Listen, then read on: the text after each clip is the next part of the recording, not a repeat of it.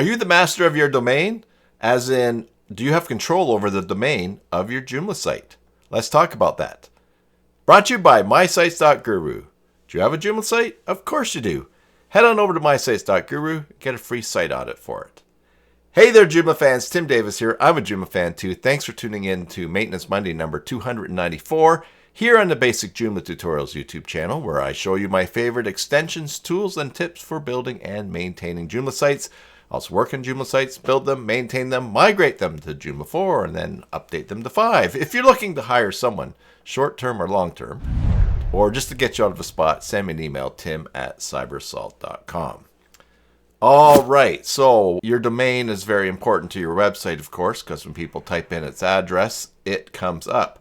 But from time to time, I come across people who need help, or clients come to me and they don't have control over their domain, in that they don't know where it is registered. They don't know how they would change the name servers or which server it's pointing to.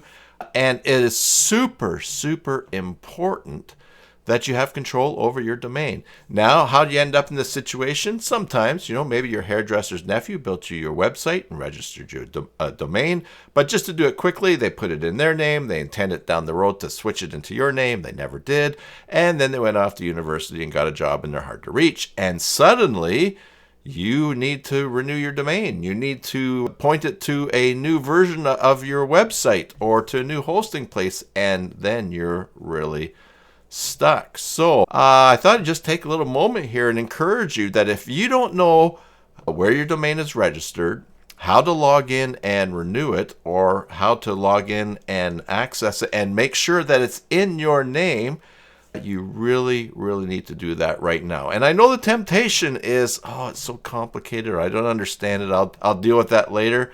Listen, it's better to have it straightened out now than later on when you find out there's a problem and then you're really struck. Because of all the things that I help people with their websites, one of the absolute hardest things to fix is getting control of a domain that you don't have control over. It can take a while, it can be very frustrating, and you might not be able to fix it ever.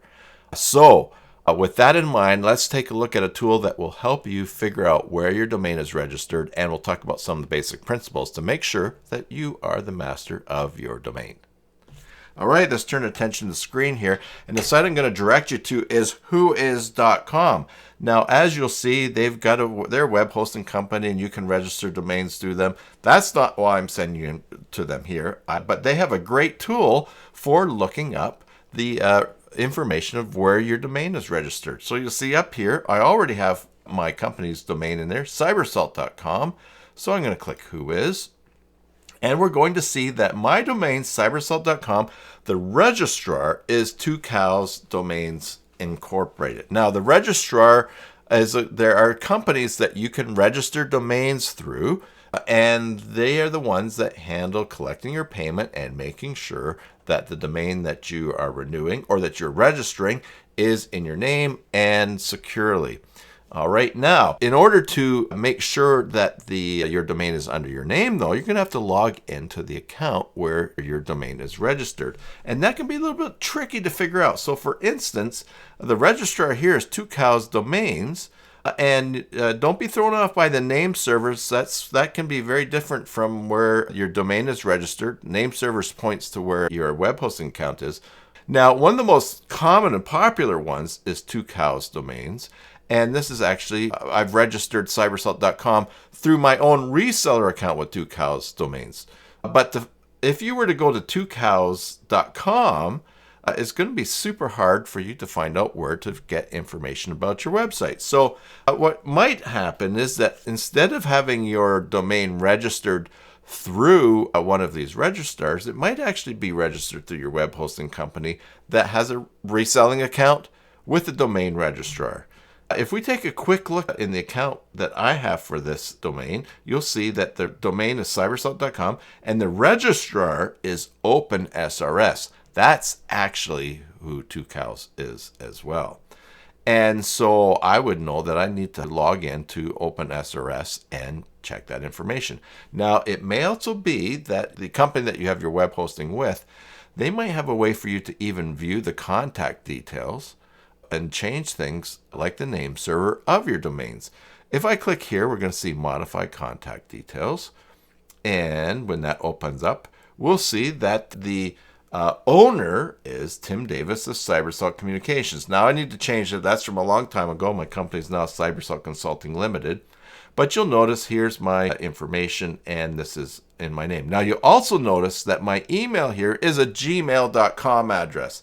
Now why would I not use tim@cybersalt.com? Well, simply for the reason that, let's suppose somehow accidentally this domain did not get renewed and was no longer working, or for some other reason wasn't working, and I wanted to get some information from it, maybe a transfer code to sell it to someone or change the name servers, but I was having a hard time accessing it. Any of the codes that I would need to have sent to me would not work if they are sent to cybersalt.com if that's not working. So when you go to check to see if a domain is registered under you, if you're the master of your domain, make sure that the account owner's details, the email, is an email other than what the domain is that you're handling with the registrar. Also, make sure that there's a phone number that you can answer. All right. The rest of these other contacts we can deal with at another time, or it might be someone that you have helping you with your account. Make sure that you are the account owner and your details are up to date. Now, interestingly, if I go to open srs.com and I log into my reselling account, I can get into information here about that domain. You'll see here it is right here. All this information here, the owner, administrator, billing, technical information, name, servers, it all can be changed here. And actually through my company, my clients can actually access and make the changes to their domains through their accounts. Now, just to show you some examples of some other registrars and how you might find, here is the registrar information for my friend's site, askjuan.net. And you'll see the registrar is SRS Plus, slightly different.